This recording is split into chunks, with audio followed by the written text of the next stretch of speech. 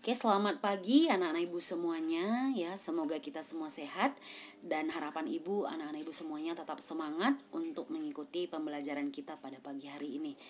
Nah, jadi hari ini kita sudah masuk materi baru yang ada di bab 4, yaitu tentang bioteknologi ya. Jadi, harapan ibu kamu bisa melihat atau menyimak video ini sampai akhir biar kamu paham materi kita pada pagi hari ini. Oke. Nah, jadi sebelum kita melanjutkan pembahasan kita mengenai materi bioteknologi, nah ada baiknya kita harus tahu dulu apa tujuan pembelajaran kita pada pagi hari ini. Nah, yang pertama tujuan kita adalah menjelaskan prinsip dasar bioteknologi. Oke, dan yang kedua mengidentifikasi bioteknologi konvensional dan modern. Dan yang ketiga memberi contoh pemanfaatan bioteknologi di berbagai bidang.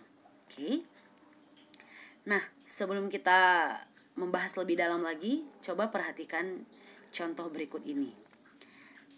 Nah, gambar yang pertama ini pasti kamu tidak asing lagi ya. Pasti kita pernah semua memakan tempe atau melihat tempe gitu ya. Nah, yang kedua ada gambar keju. Nah, keju juga pasti pernah kita makan atau pernah kita lihat juga gitu. Dan yang ketiga ada tanaman hidroponik ya. Nah, jadi pertanyaan ibu sekarang adalah apa kira-kira persamaan dari ketiga produk ini gitu ya. Nah, jadi ketiga produk ini ternyata adalah contoh dari bioteknologi. Nah, jadi sebenarnya bioteknologi itu apa gitu ya. Oke. Nah, jadi bioteknologi ini merupakan cabang ilmu yang mempelajari pemanfaatan makhluk hidup untuk menghasilkan barang dan jasa untuk kepentingan manusia. Nah, jadi produk bioteknologi adalah barang atau jasa yang dihasilkan dari pemanfaatan mikroorganisme ya atau makhluk hidup gitu. Nah, jadi makhluk hidup yang dipakai dalam bioteknologi ini disebut dengan agen bioteknologi. Oke, kita lanjut ya. Nah, untuk jenis bioteknologi itu sendiri terbagi menjadi dua. Yang pertama ada namanya bioteknologi konvensional atau sering disebut dengan bioteknologi tradisional ya. Kemudian ada namanya bioteknologi modern. Nah, jadi apa perbedaan dari kedua bioteknologi ini gitu ya. Nah, kalau dia bioteknologi konvensional atau tradisional, nanti dia penggunaan mikroorganisme secara utuh. Artinya semua bagian mikroorganisme itu digunakan dalam pembuatan produk ya. Kemudian dalam pengolahannya dia masih menggunakan teknologi yang sederhana. Kemudian dia tidak membutuhkan biaya yang tinggi ya. Oke, nah sekarang bioteknologi modern. Nah, kalau dia bioteknologi modern, dia menggunakan sebagian dari bagian mikroorganisme gitu. Artinya tidak semua bagian mikroorganisme itu digunakan. Contohnya, misalnya hanya diambil bagian DNA atau enzim dari organisme tersebut gitu. Nah, kemudian kalau pelaksanaannya, nah biasanya nanti dia menggunakan teknologi yang lebih canggih, namanya juga modern gitu. Nah, ya. Serta membutuhkan biaya yang lebih tinggi atau biaya yang lebih mahal. Oke. Oke, di sini kita membahas contoh penerapan bioteknologi ya.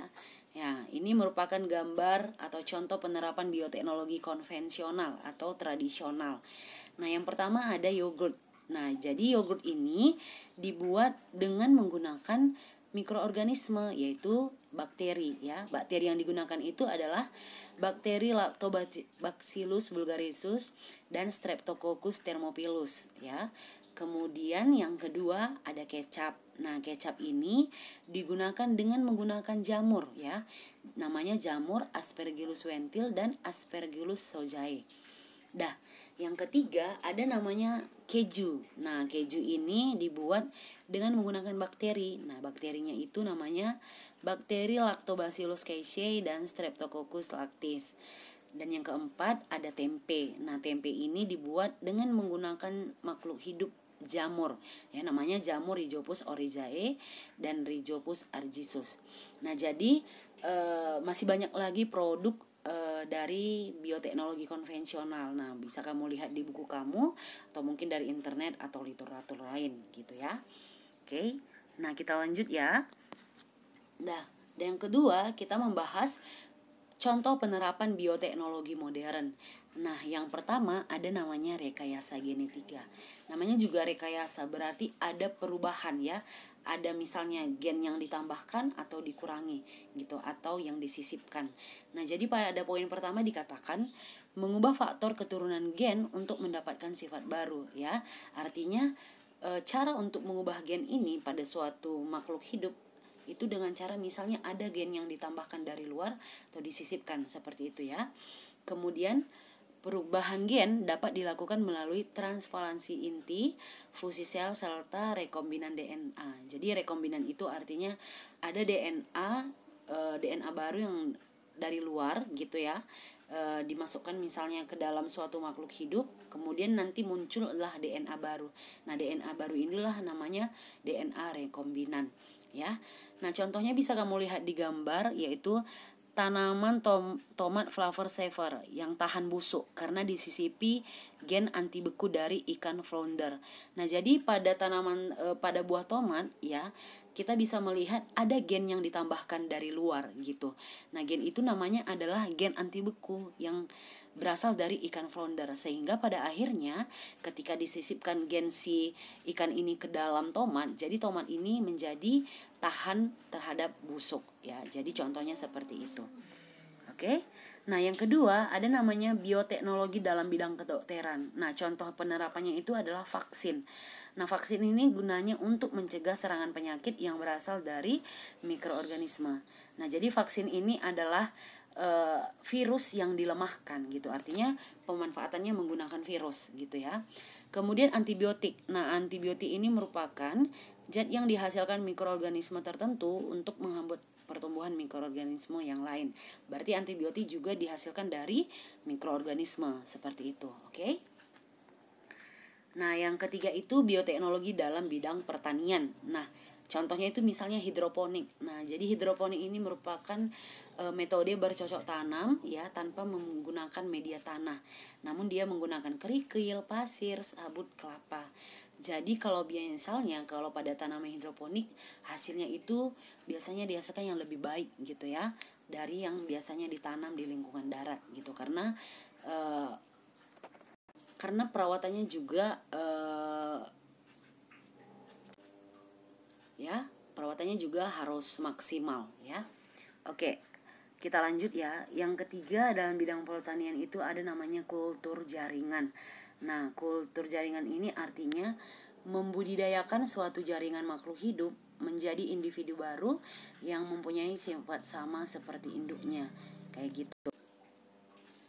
Nah, jadi kalau pada pelaksanaan kultur jaringan itu dia dilaksanakan berdasarkan adanya kemampuan totipotensi pada tumbuhan.